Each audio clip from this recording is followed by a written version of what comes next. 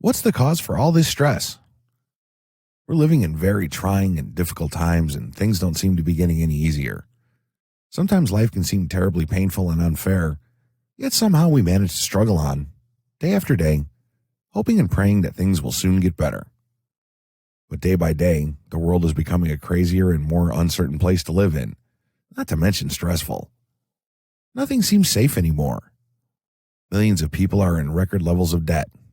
Many are losing their jobs, their homes, their health, and sometimes even their sanity. Worry, depression, and anxiety seem to have become a way of life for far too many people. We seem to have entered the age of anxiety.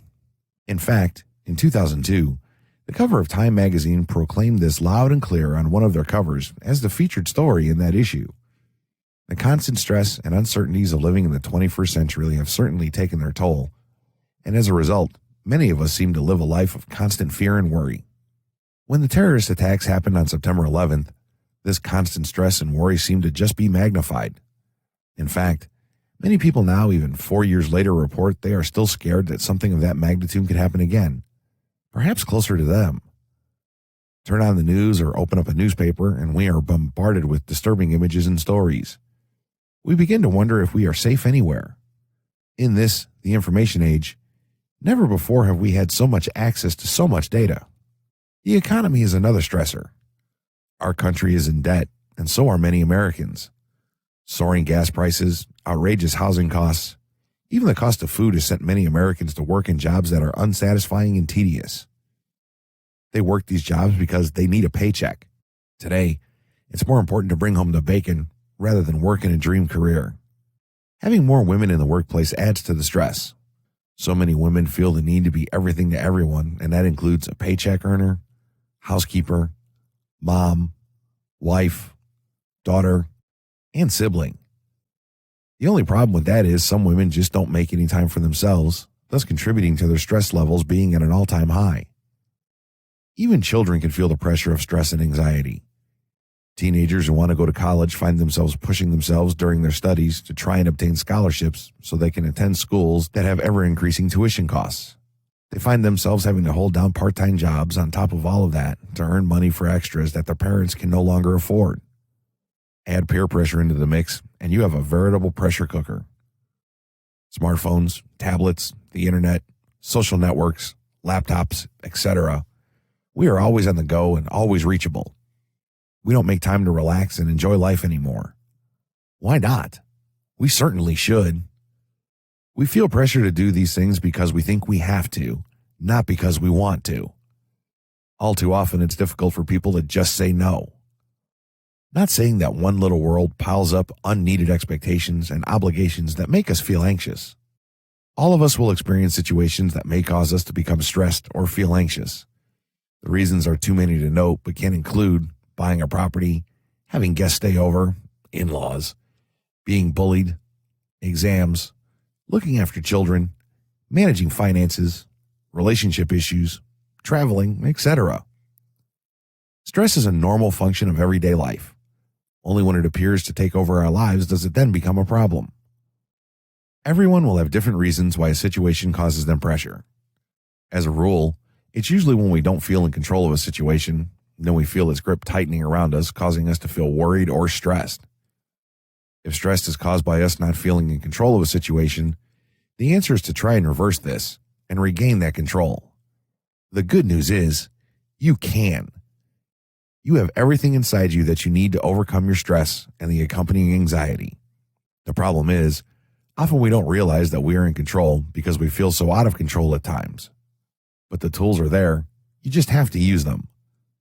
Let's first look at the barriers we put up that are preventing us from being healthy and getting rid of our anxiety and stress. Avoiding behaviors that fuel stress. There are 3 obsessive behaviors that you are likely to be engaging in that impeded your healing process and stop you from enjoying a stress-free life. Recognizing these barriers can be a great first step toward getting rid of the problems that go with being too stressed. The first is obsessive negativity. When you are obsessively negative, it means that you have a tendency toward being negative about people, places, situations, and things in your life.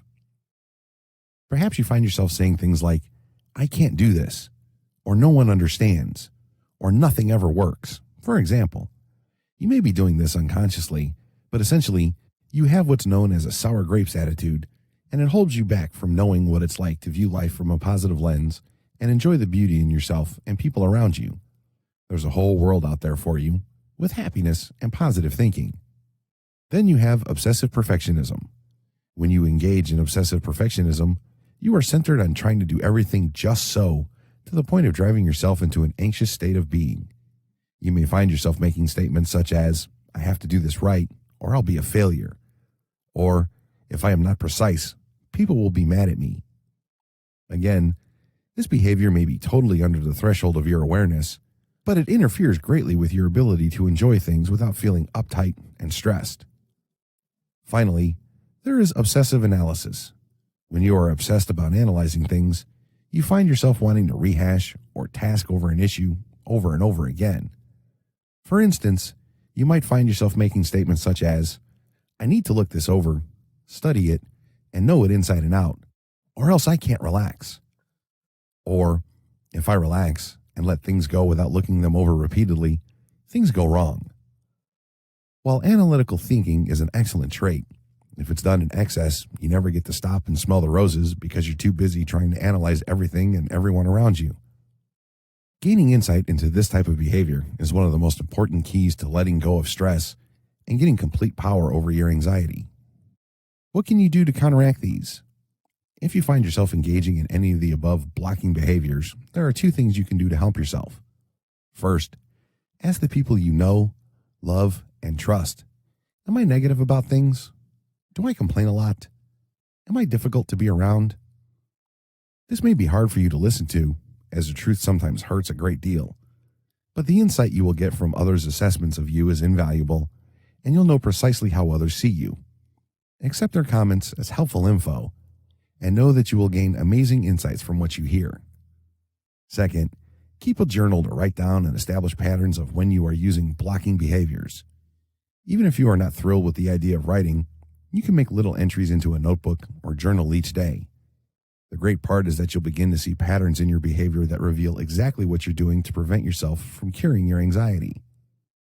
We'll give you some great stress-busting techniques later in this book, but you need to recognize these blockages first so you can move into the healing stage and conquer your stress and anxiety.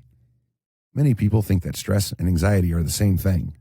This couldn't be further from the truth.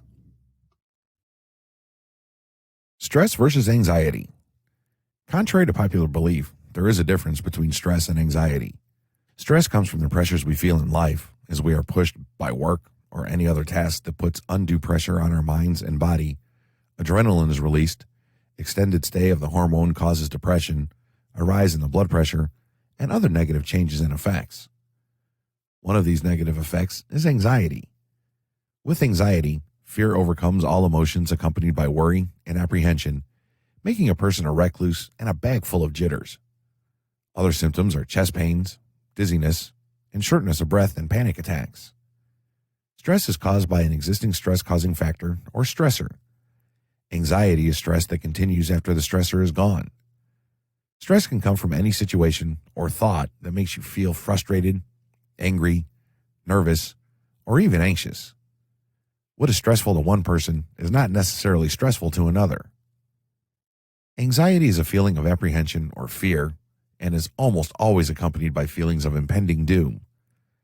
The source of this uneasiness is not always known or recognized, which can add to the distress you feel. Stress is the way our bodies and minds react to something which upsets our normal balance in life. An example of stress is the response we feel when we are frightened or threatened. During stressful events, our adrenal glands release adrenaline, a hormone which activates our body's defense mechanisms, causing our hearts to pound, blood pressure to rise, muscles to tense, and the pupils of our eyes to dilate. A principal indication of increased stress is an escalation in your pulse rate. However, a normal pulse rate doesn't necessarily mean you aren't stressed. Constant aches and pains, palpitations, anxiety, chronic fatigue, crying, over or under eating, frequent infections, and a decrease in your sexual desire are signs you may notice which indicate you may be under stress. Of course, every time we are under stress, we do not react to such an extreme, and we are not always under such great duress or fear every time we are confronted with a stressful situation. Some people are more susceptible than others to stress. For some, even ordinary daily decisions seem insurmountable. Deciding what to have for dinner or what to buy at the store is a seemingly monumental dilemma for them. On the other hand, there are those people who seem to thrive under stress by becoming highly productive, being driven by the force of pressure. Research shows women with children have higher levels of stress-related hormones in their blood than women without children. Does this mean women without children don't experience stress? Absolutely not. It means that women without children may not experience stress as often or to the same degree which women with children do. This means for women with children, it's particularly important to schedule time for yourself. You will be in a better frame of mind to help your children and meet the daily challenge of being a parent once your stress level is reduced. Anxiety, on the other hand, is a feeling of unease. Everybody experiences it when faced with a stressful situation, for example, before an exam or an interview, or during a worrying time such as illness. It is normal to feel anxious when facing something difficult or dangerous, and mild anxiety can be a positive and useful experience. However, for many people, anxiety interferes with normal life. Excessive anxiety is often associated with other psychiatric conditions, such as depression. Anxiety is considered abnormal when it is very prolonged or severe. It happens in the absence of a stressful event, or it is interfering with everyday activities, such as going to work. Physical symptoms of anxiety. The physical symptoms of anxiety are caused by the brain sending messages to parts of the body to prepare for the fight or flight response. The heart, lungs, and other parts of the body work faster. The brain also releases stress hormones, including adrenaline. Common indicators of excessive anxiety include diarrhea, dry mouth, rapid heartbeat or palpitations, insomnia, irritability or anger, inability to concentrate, fear of being crazy, feeling unreal and not in control of your actions, which is called depersonalization. Anxiety can be brought on in many ways. Obviously, the presence of stress in your life can make you have anxious thoughts. Many people who suffer from anxiety disorders occupy their minds with excessive worry. This can be worry about anything from health matters to job problems to world issues. Certain drugs, both recreational and medicinal, can also lead to symptoms of anxiety due to either side effects or withdrawal from the drug. Such drugs include caffeine, alcohol, nicotine, cold remedies, and decongestants, bronchodilators for asthma, tricyclic antidepressants, cocaine, amphetamines, diet pills, ADHD medications, and thyroid medications. A poor diet can also contribute to stress or anxiety. For example, low levels of vitamin B12. Performance anxiety is related to specific situations, like taking a test or making a presentation in public. Post-traumatic stress disorder, PTSD, is a stress disorder that develops after a traumatic event like war, physical or sexual assault, or a natural disaster. In very rare cases, a tumor of the adrenal gland, pheochromocytoma, may be the cause of anxiety. This happens because of an overproduction of hormones responsible for the feelings and symptoms of anxiety. While anxiety may seem a bit scary, what's even scarier is that excessive anxiety and stress can lead to depression. Suffering from depression can be a lifelong struggle, as I well know, but the good news is that all of this is manageable.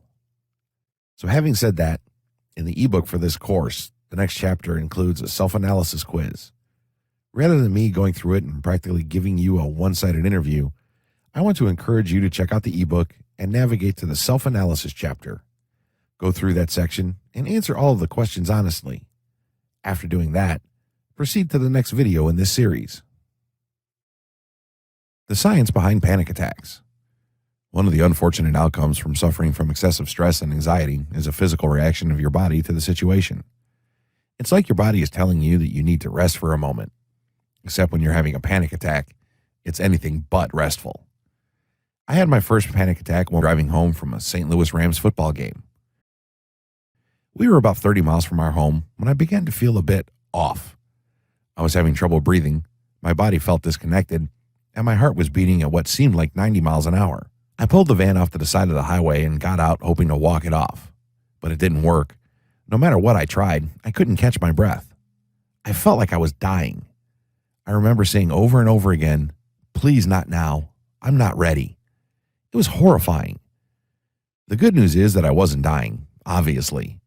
But that night began a terrible journey for me into how my body reacted to excessive stress and anxiety.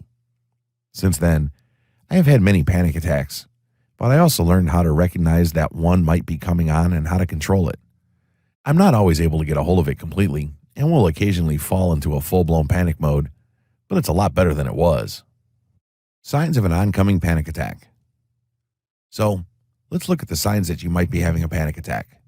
The following list gives telltale warnings of an oncoming panic attack: palpitations, a pounding heart or an accelerated heart rate, sweating, trembling or shaking, shortness of breath, a choking sensation, chest pain or discomfort, nausea or stomach cramps, derealization, a feeling of unreality, fear of losing control or going crazy, fear of dying, numbness or tingling sensation in your face and limbs, chills or hot flashes. You would be surprised at how many people go to the hospital emergency room completely sure that they are having a heart attack, only to find out it's a panic attack. They're that intense. It's very difficult for your loved ones to imagine or even understand what you are going through when you have a panic attack. They may lose patience with you, tell you to get over it, or think you're faking. It may help if you show them the following scenario. You're standing in line at the grocery store. It's been a long wait, but there's only one customer to go before you make it to the cashier. Wait, what was that? An unpleasant feeling forms in your throat. Your chest feels tighter. Now a sudden shortness of breath. And what do you know? Your heart skips a beat. Please, God, not here. You make a quick scan of the territory. Is it threatening? 4 unfriendly faces are behind you, and one person is in front. Pins and needles seem to prick you through your left arm. You feel slightly dizzy, and then the explosion of fear as you dread the worst. You are about to have a panic attack. There is no doubt in your mind now that this is going to be a big one. Okay, time for you to focus. You know how to deal with this. At least you hope you do. Start breathing deeply, in through the nose, out through the mouth. Think relaxing thoughts. And again, while breathing in, think, relax, and then breathe out. But it doesn't seem to be having any positive effect. In fact, just concentrating on breathing is making you feel self-conscious and more uptight. Maybe if you try to relax your muscles, tense both shoulders, hold for 10 seconds, then release. Try it again. Nope, still no difference. The anxiety is getting worse, and the very fact that you are out of coping techniques worsens your panic. If only you were surrounded by your family, or a close friend were beside you so you could feel more confident in dealing with this situation. Now, the adrenaline is really pumping through your system. Your body is tingling with uncomfortable sensations, and now the dreaded feeling of losing complete control engulfs your emotions. No one around you has any idea of the sheer terror you are experiencing. For them, it's just a regular day and another frustratingly slow line at the grocery store. You realize you are out of options. It's time to run. You excuse yourself from the line looking embarrassed, as it is now that it is your turn to pay. The cashier is looking bewildered as you leave your shopping behind and stroll towards the door. There is no time for excuses. You need to be alone. You leave the supermarket and get into your car to ride it out alone.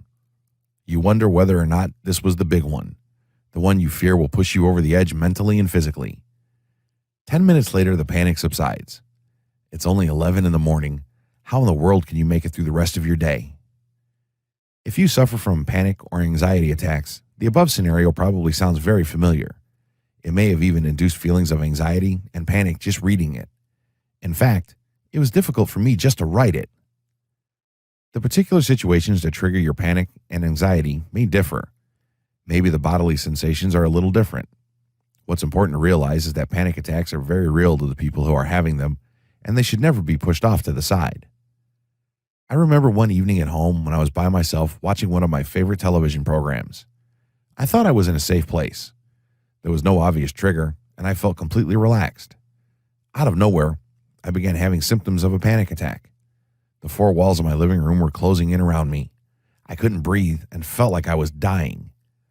I stepped out onto my front porch for some fresh air and began deep breathing exercises. The symptoms eventually went away, but it left me wondering why exactly I had that attack. There was no obvious reason, no stressful situation, and no indicator that a panic attack might be impending.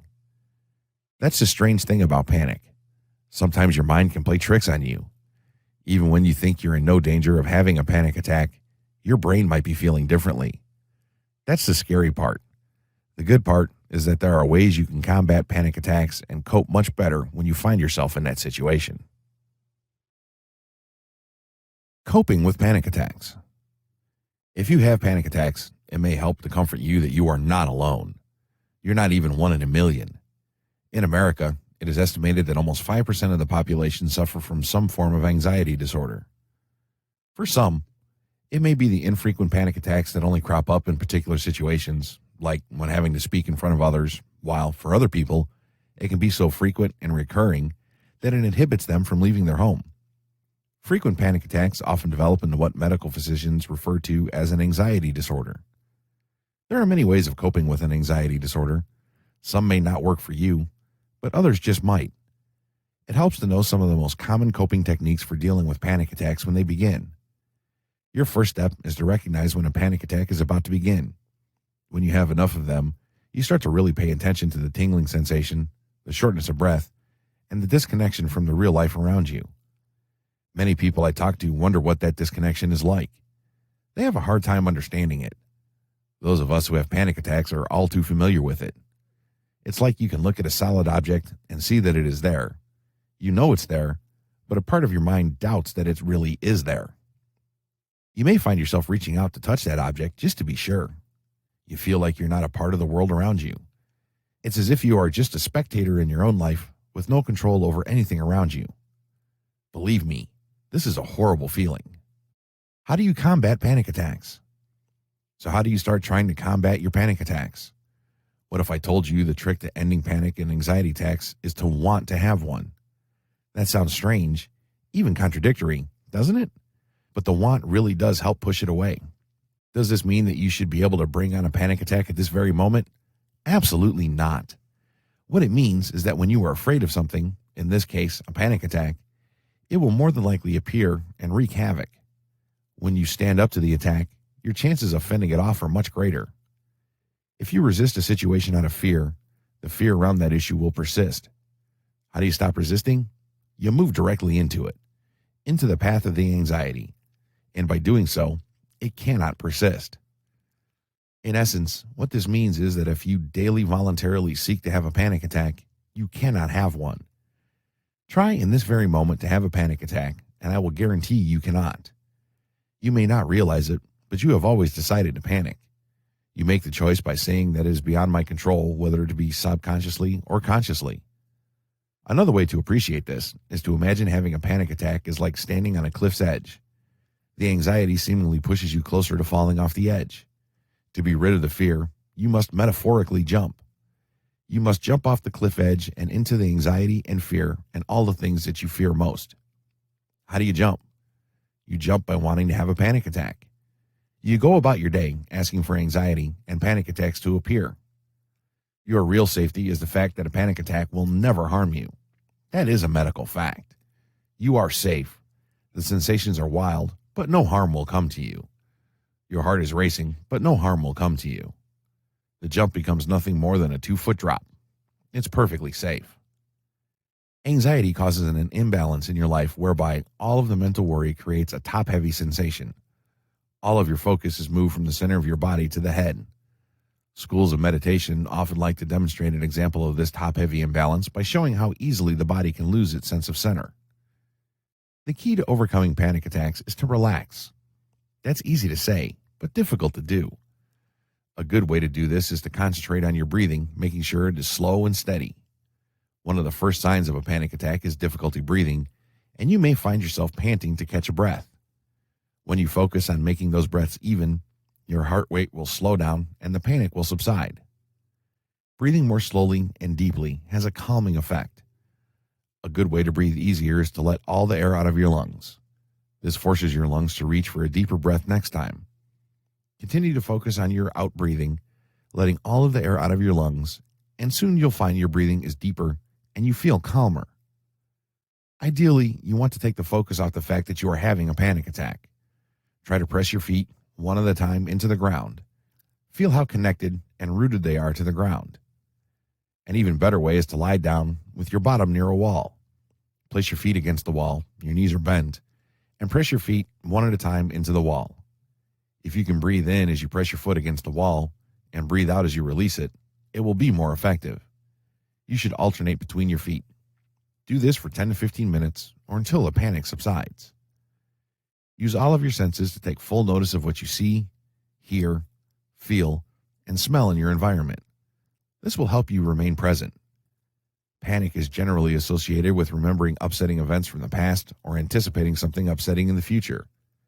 Anything that helps you keep focused in the present will be calming. Try holding a pet, looking around your room and noticing the colors, textures, and shapes. Listening closely to the sounds you hear.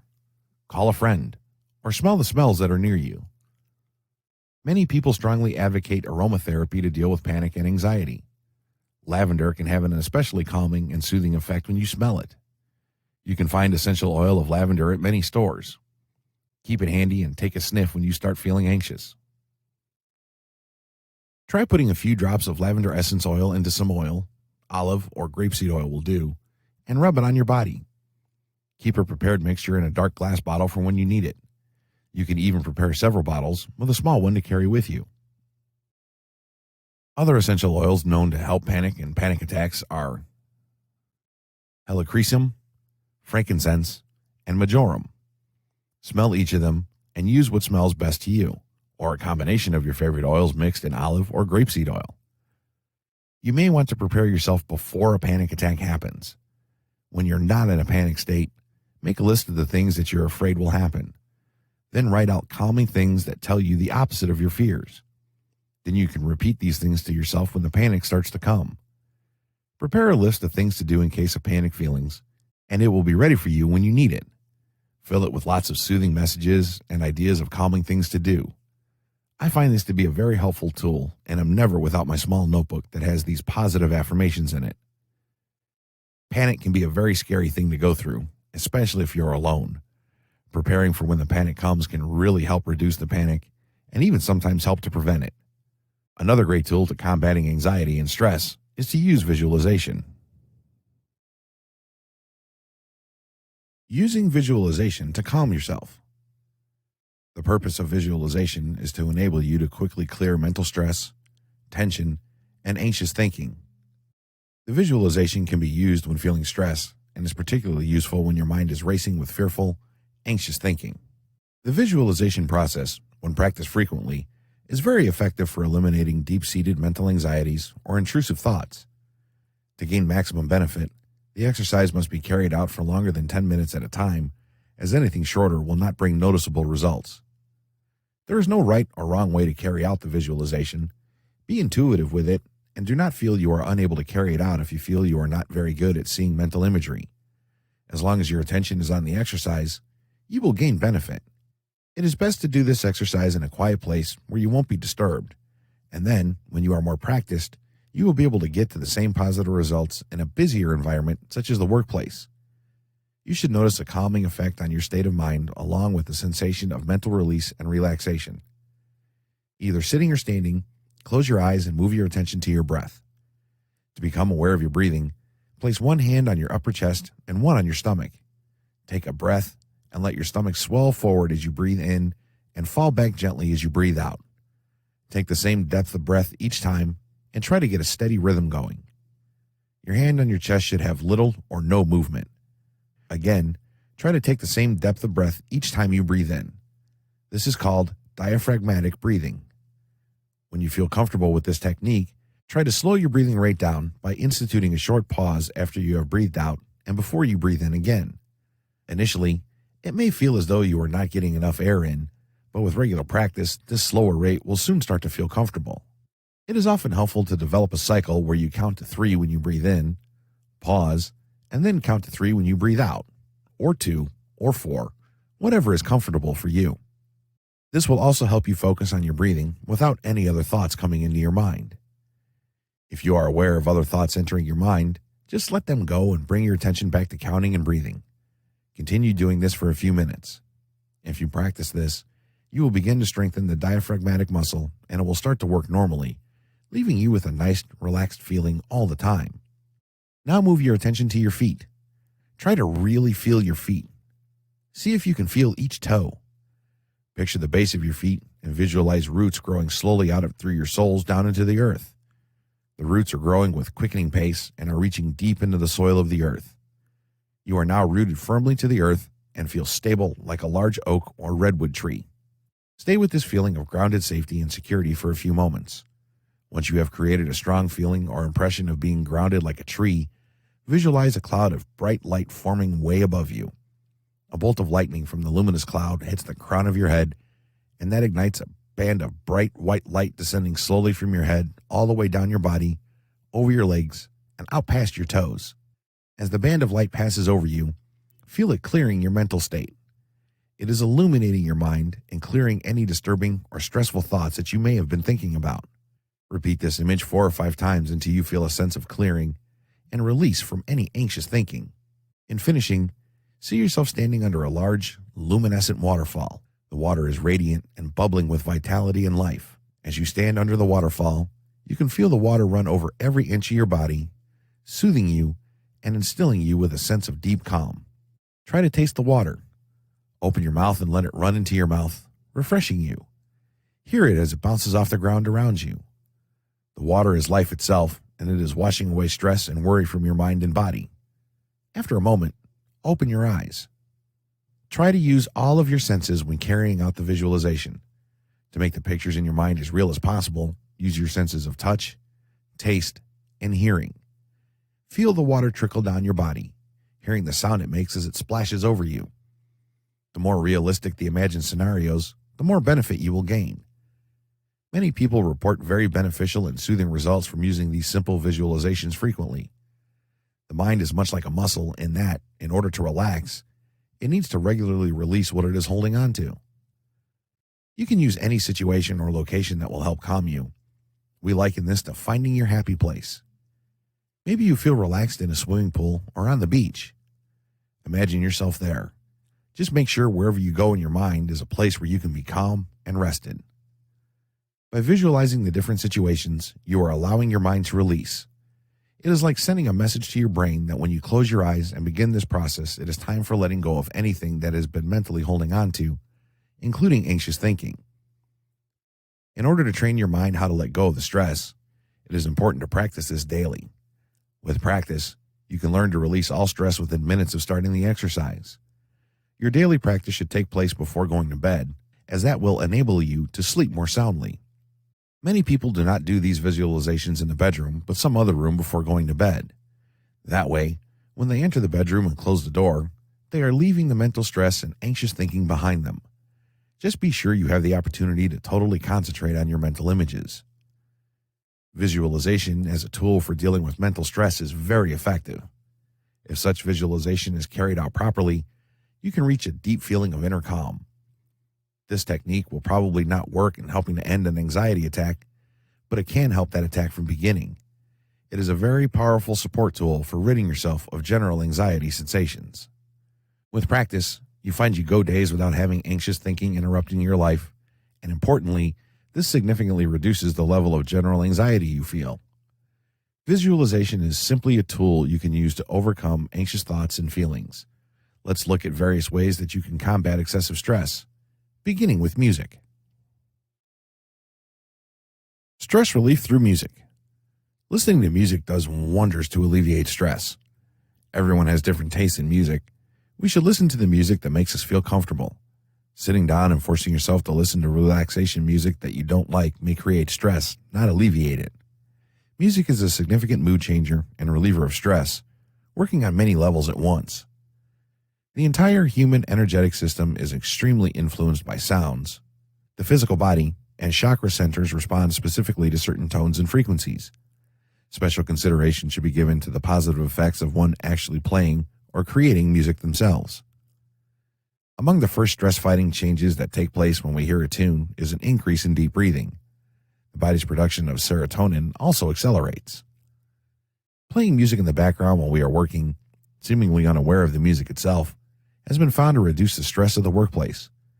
That's why so many retail places play music while you shop, to take your mind off the high prices. Music was found to reduce heart rates and to promote higher body temperature, an indication of the onset of relaxation.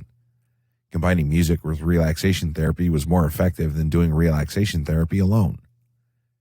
Many experts suggest that it is the rhythm of the music or the beat that has the calming effect on us, although we may not be very conscious about it. They point out that when we were a baby in our mother's womb, we probably were influenced by the heartbeat of our mother. We respond to the soothing music at later stages in life, perhaps associating it with the safe, relaxing, protective environment provided by our mother. Music can be one of the most soothing or nerve-wracking experiences available. Choosing what will work for any individual is difficult. Most will choose something they like instead of what might be beneficial. In doing extensive research on what any given piece of music produces in the physiological response system, many unexpected things were found. Many of the so-called meditation and relaxation recordings actually produced adverse EEG patterns just as bad as hard rock and heavy metal. The surprising thing was many selections of Celtic, Native American, as well as various music containing loud drums or flute were extremely soothing. The most profound finding was any music performed live and even at moderately loud volumes, even if it was somewhat discordant, had a very beneficial response. As we mentioned before, there is not a single music that is good for everyone. People have different tastes. It is important that you like the music being played. I recently picked up a rest and relaxation CD at Walmart that has done wonders for me. It has the sounds of the ocean in the background while beautiful piano music plays. It's very soothing. One note here, it's probably not a good idea to play certain types of ballads or songs that remind you of a sad time in your life when you're trying to de-stress. The reason is obvious. You're trying to relax and wash away the anxious thoughts. The last thing that you need is for a sad song to bring back memories you don't need anyway. General guidelines for music de-stressing. Here are some general guidelines to follow when using music to de-stress. To wash away stress, try taking a 20-minute sound bath. Put some relaxing music on your stereo, and then lie in a comfortable position on a couch or on the floor near the speakers. For a deeper experience, you can wear headphones to focus your attention and avoid distraction. Choose music with a slow rhythm, slower than the natural heartbeat, which is about 72 beats per minute. Music that has a repeating or cyclical pattern is found to be effective in most people. As the music plays, allow it to wash over you, rinsing off the stress from the day. Focus on your breathing, letting it deepen, slow, and become regular. Concentrate on the silence between the notes in the music. This keeps you from analyzing the music and makes relaxation more complete. If you need stimulation after a day of work, go for a faster music rather than slow, calming music. Turn up the volume and dance. It doesn't matter if you can actually dance or not. Just move along with the music and do what feels good. You'll be shocked at the release you can feel.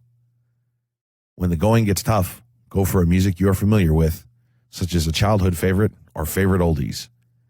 Familiarity often breeds calmness.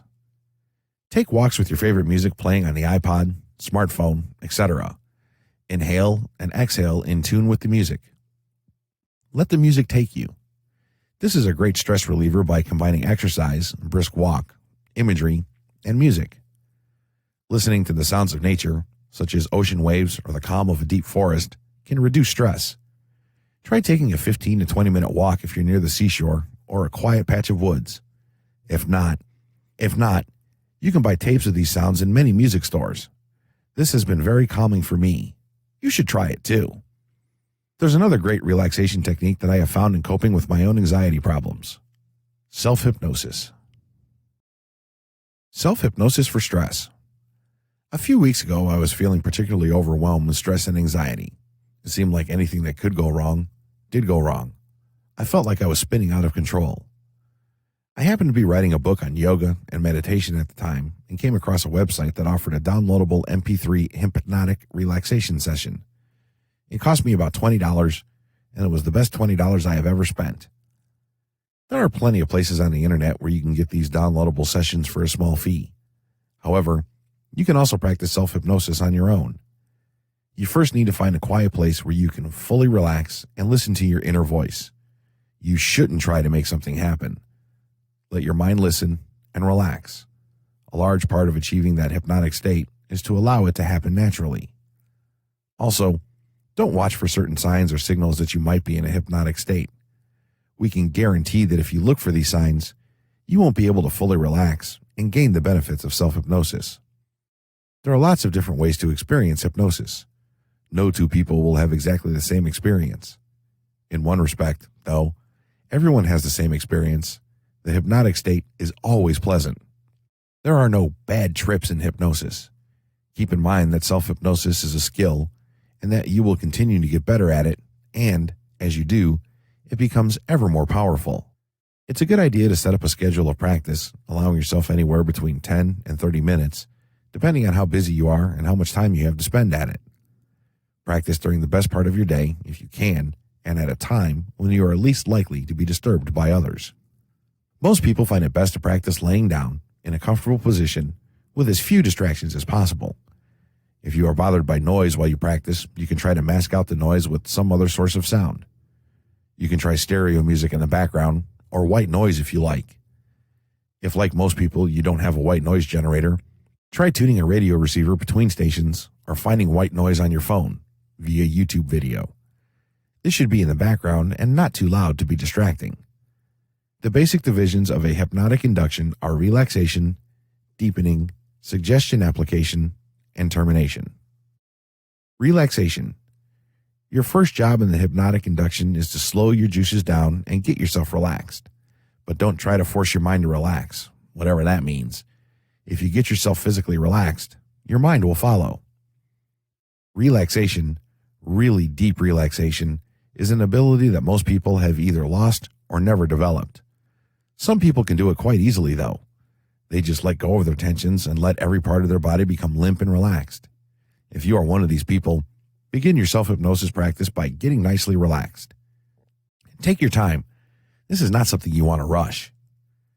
The time involved for the relaxation phase of your self-hypnosis induction can vary from half an hour to just a few seconds. It is an important part of the induction and should not be slighted. As you get better and your skill increases, you will recognize deeply relaxed states, and you will be able to achieve them in a surprisingly short time. But as a beginner, take your time. It will be time well spent. A very popular method of deep relaxation is the Jacobson progressive relaxation procedure. This involves tensing each major muscle group of your body, foot and lower leg on each side, upper leg and hip, abdomen, etc. Tense the muscle group for a few seconds, then let go. Deepening procedures. Once you have completed the relaxation phase of your self-hypnosis induction procedure, you can begin to deepen the relaxed state. At some time between the deep relaxation and the deepening procedures, you will move into a hypnotic state.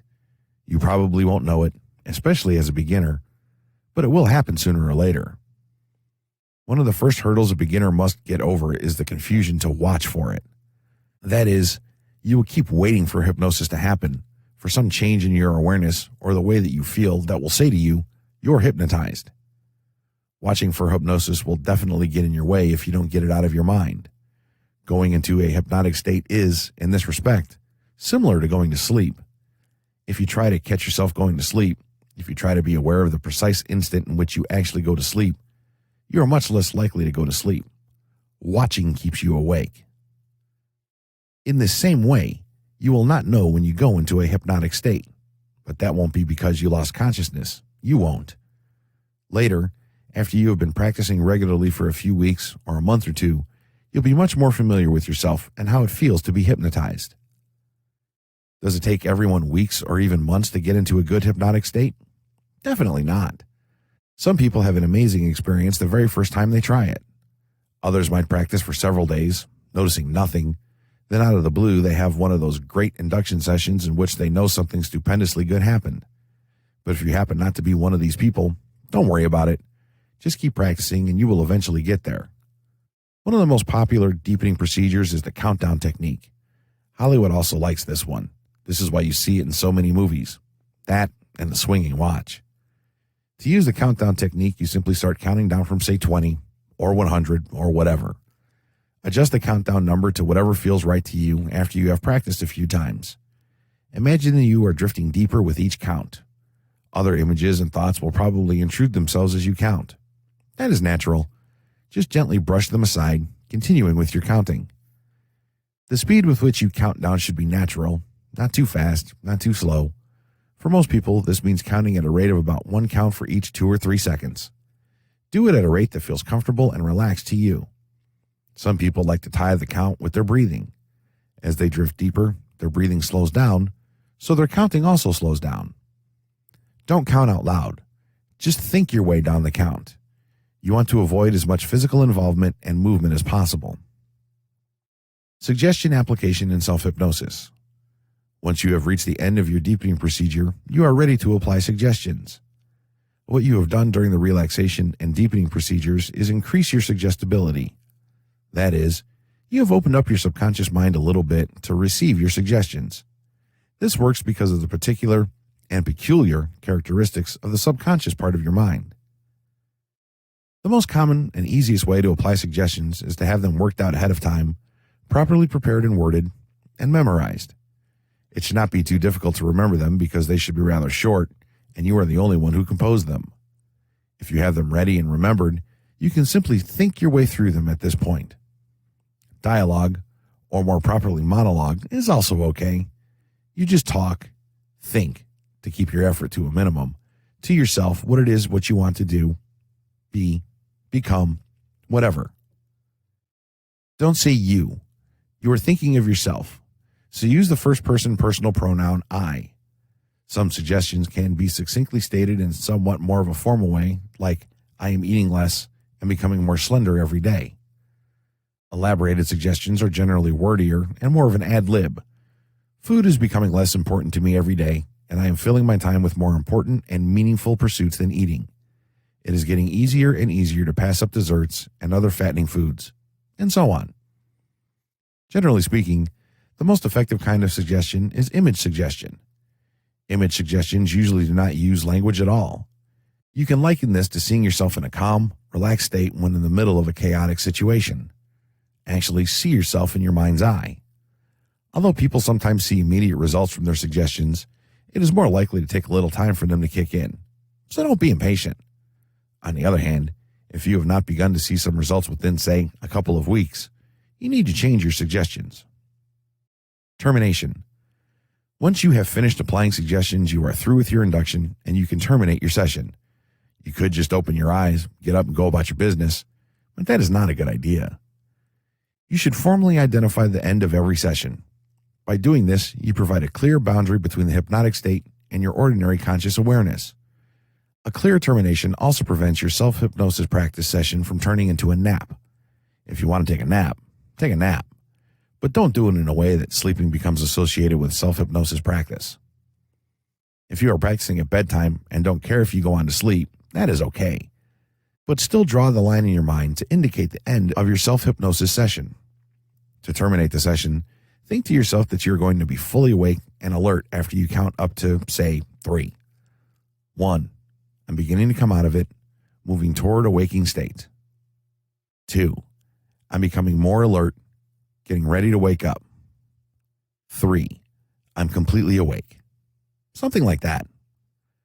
Self-hypnosis can work wonders when it is practiced on a regular basis. You'd be amazingly surprised at the level of relaxation you can get to. It's one of the best things I ever did for myself. Now, we should move on to stress management techniques in general. This could be a long section, but a very, very helpful one. Stress Management 101. As we've said before, stress is a part of life. There's no getting away from it. In fact, some stress is good stress. You may not believe that, but sometimes stress can motivate us to do things we may not normally do in a relaxed state. Stress can make us brave enough to go forward when normally we might hesitate.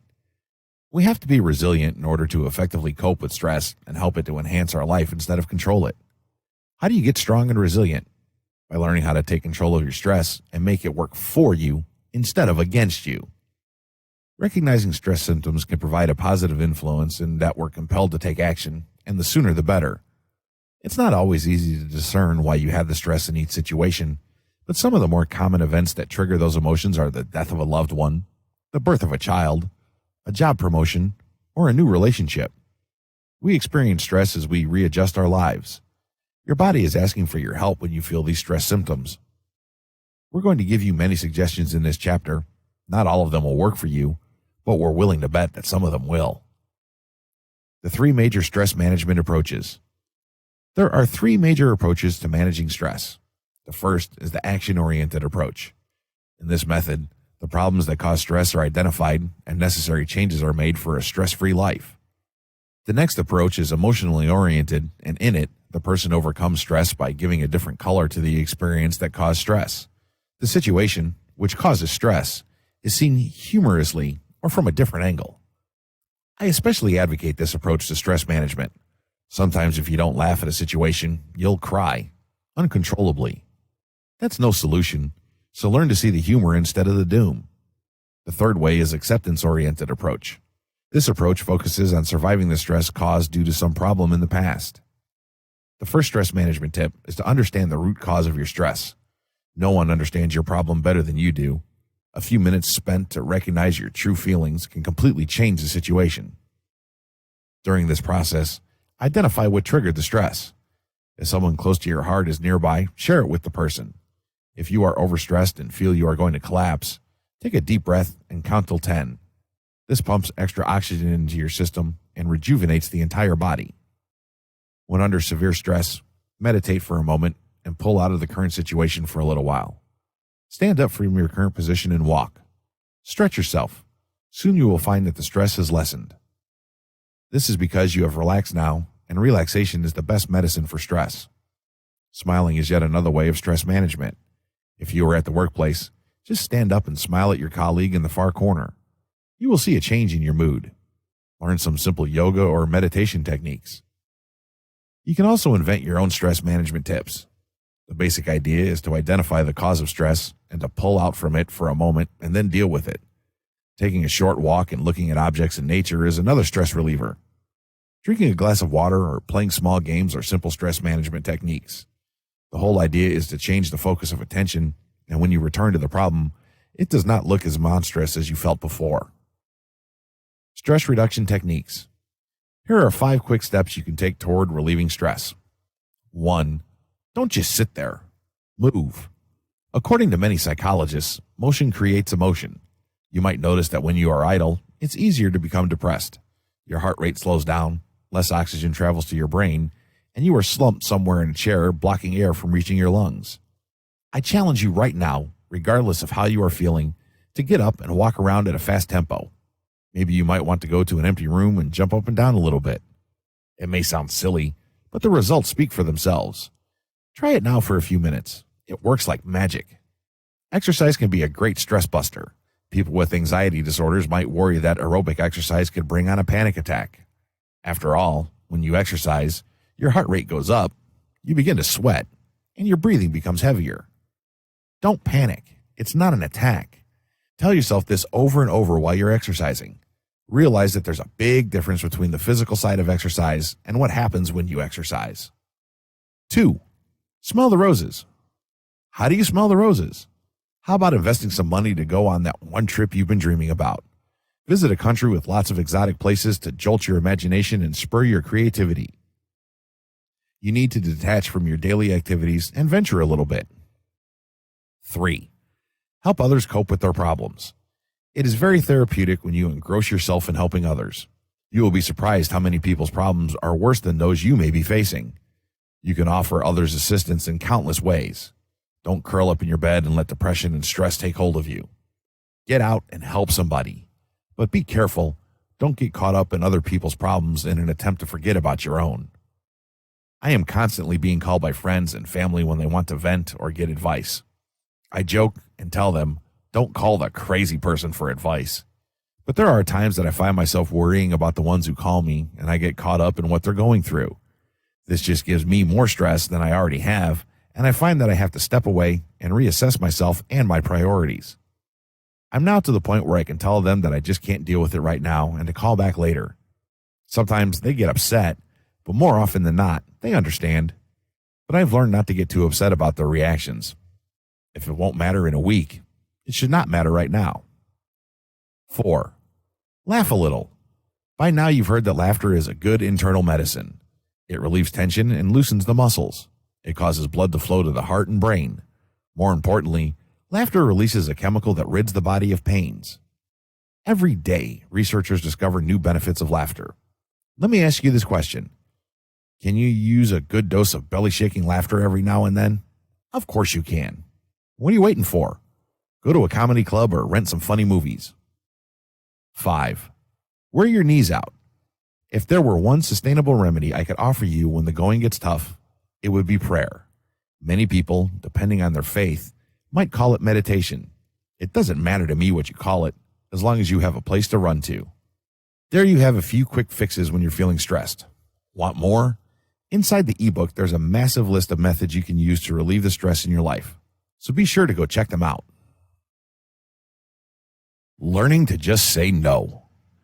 One huge problem people who are overly stressed out have is the ability to say no when they need to. Maybe your mother wants you to take grandma to the store, but you're in the middle of a big work project. Perhaps your best friend asks if you wouldn't mind babysitting her kids when you have already made plans with yourself to get a haircut. There's no reason why you have to say yes to everyone. In fact, there are often many times when you should turn them down.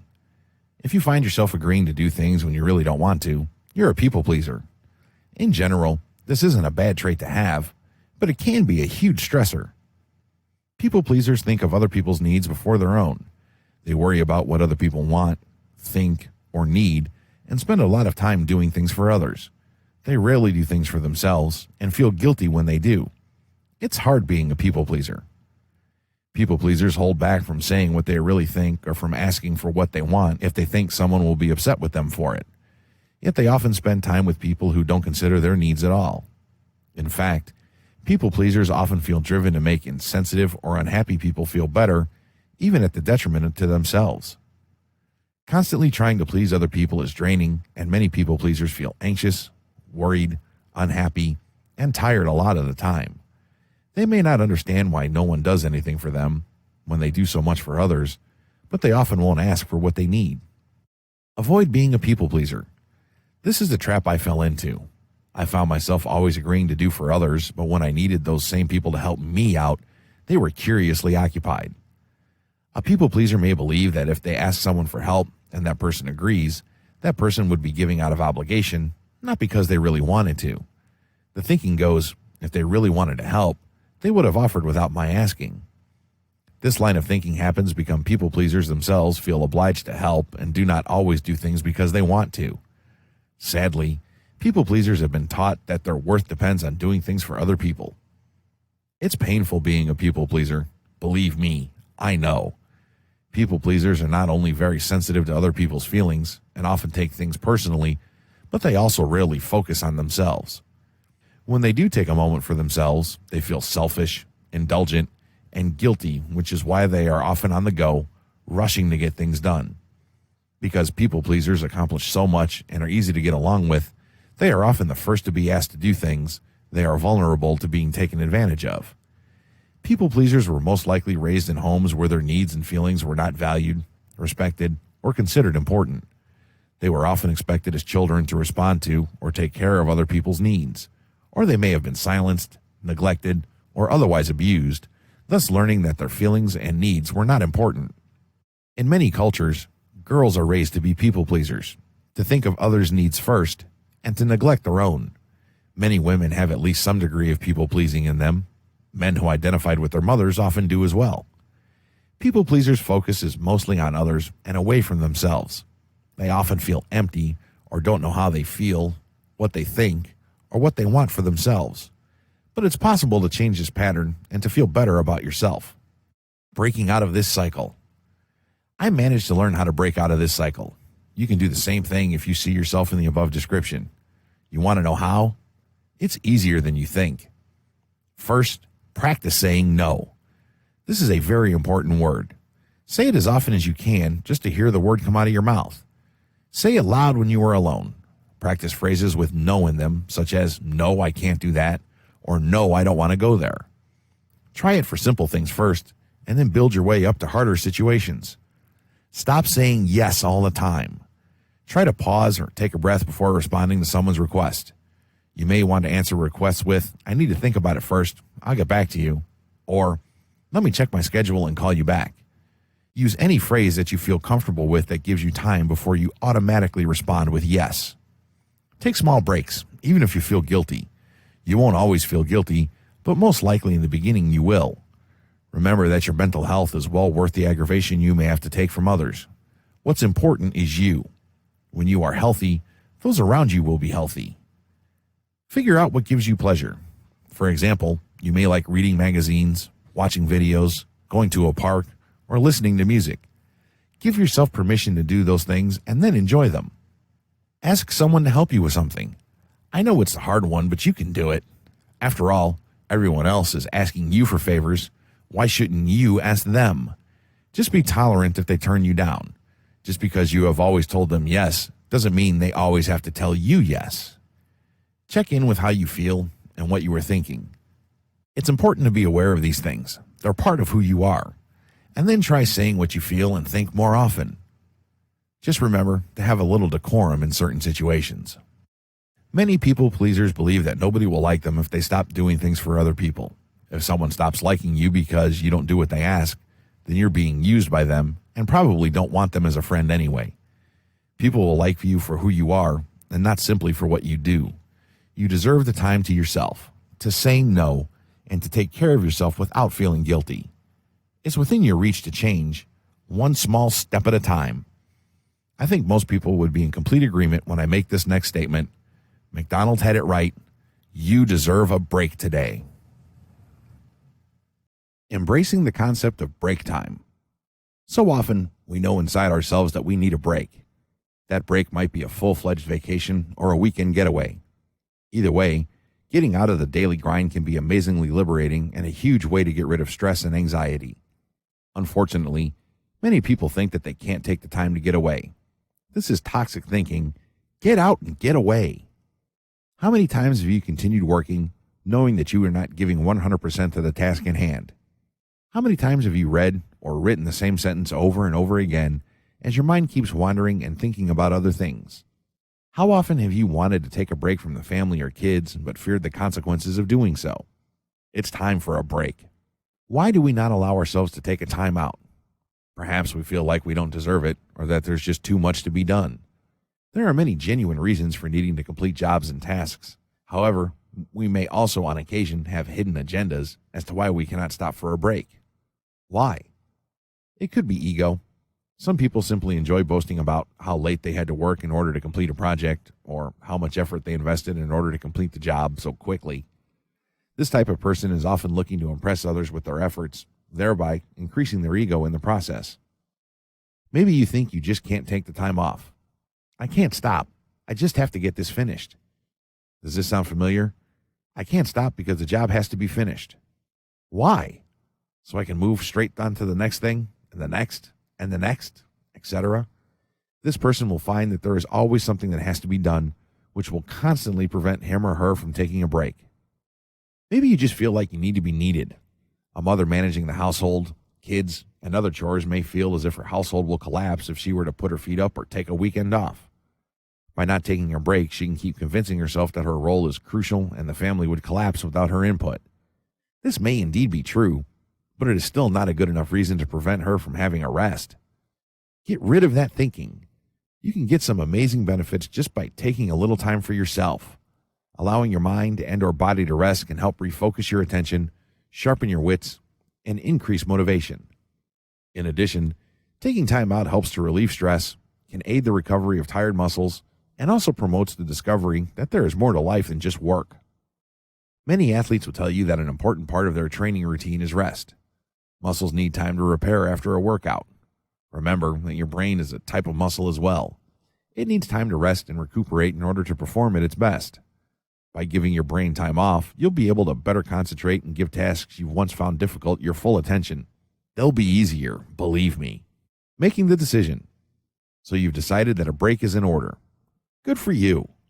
A break can be anything from a 10-minute meditation session to a trip around the world or anything in between. I think a break should be something that takes your mind off of a preoccupation with the everyday tedium of life. So depending on the time you wish to avail towards relaxing, you may enjoy reading, watching a movie, cooking, playing with the kids, riding a motorbike or driving, exercising or doing sports, traveling, or simply sleeping. While you are taking this rest, above all, allow yourself the time to do it and don't feel guilty about it. You will gain so very much by this time off, so enjoy the time you are giving yourself. Life will go on without you, and contrary to what your mind might be telling you, everyone will survive, even when you're not there. Let everything go and concentrate on you for once instead of everyone around you. If you're feeling tired, unmotivated, or just in need of a rest, don't be a martyr or look negatively at this. You may actually find that in reality, allowing yourself a break will actually help you ultimately become more efficient and effective in every part of your life. Plus, you'll get the badly needed recharging of your batteries that you need and sorely deserve. Work can probably be one of the most stressful places to be. You might think that none of these techniques can help you when you're around your coworkers. You couldn't be more wrong. Relaxing at work. Coffee breaks aren't the only times when you can take a moment for yourself.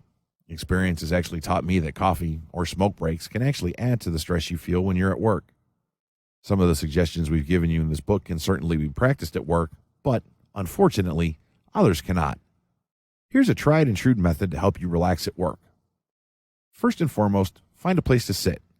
Sit straight up with your back against the back of your chair, your feet flat on the floor, and your hands resting lightly on your thighs. If possible, close your eyes. You may do the exercise without closing your eyes, but closing your eyes will help you relax a bit more. Do not clench your eyes shut. Let your eyelids fall naturally. Breathe in slowly through your nose, counting to 5. Hold the breath for a count of 5. Breathe out slowly, counting to 5. Repeat.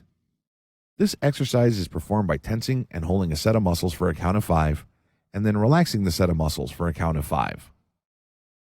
When you tense each muscle set, do it as hard as you can without hurting yourself.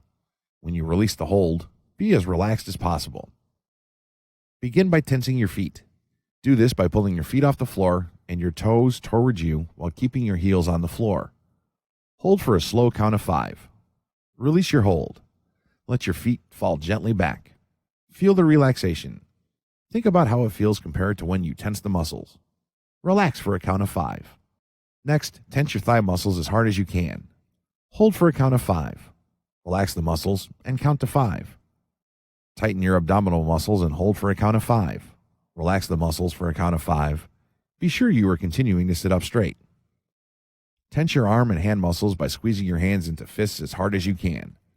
Hold for a count of 5. Relax the muscles completely for a count of 5. Tighten your upper back by pushing your shoulders back as if you are trying to touch your shoulder blades together. Hold for a count of 5. Relax for a count of 5. Tense your shoulders by raising them towards your ears as if shrugging and holding for a count of 5. Relax for a count of 5. Tighten your neck first by gently moving your head back as if looking at the ceiling and holding for 5. Relax for 5. Then gently drop your head forward and hold for 5. Relax for a count of 5. Tighten your face muscles. First open your mouth wide and hold for 5. Relax for 5. Then raise your eyebrows up high and hold for 5. Relax for 5. Finally, clench your eyes tightly shut and hold for 5. Relax with eyes gently closed for 5. Finish the exercise with breathing. Breathe in slowly through your nose, counting to 5. Hold the breath for a count of 5. Breathe out slowly, counting to 5. Repeat 4 times, and that's it. Perform this exercise whenever you need to relax, whether it's on a plane or in a car or any place else you may be sitting. Because this exercise may be very relaxing, it should not be performed while driving. Over time, if performed regularly, this exercise will help you recognize tension in your body. You will be able to relax muscles at any time rather than performing the entire exercise. Perform at least twice a day for long-term results. You may develop your own longer relaxation exercise by adding more muscle groups. Pinpoint your own areas of tension, then tense and relax these muscles in the same way. Maximize the relaxation benefits of this exercise by visualizing a peaceful scene at the end of the exercise. Visualize a scene, a place where you feel relaxed, in detail, for at least 5 minutes. Remember the happy place? Go there and enjoy it. In closing, remember that you are in no way alone in this battle. There are hundreds of thousands of people out there who feel overwhelmed and nearly completely out of control. That's why we wanted to give you this book, so you can find peace within yourself and realize that we're all on this big blue marble for a reason. You are too. Enjoy it and live life to its fullest. And when you feel yourself stressed out or beset with a panic attack, relax, breathe through it, and know that there are many, many people who know exactly how you feel. I like Bobby McFerrin's philosophy best of all. Don't worry, be happy.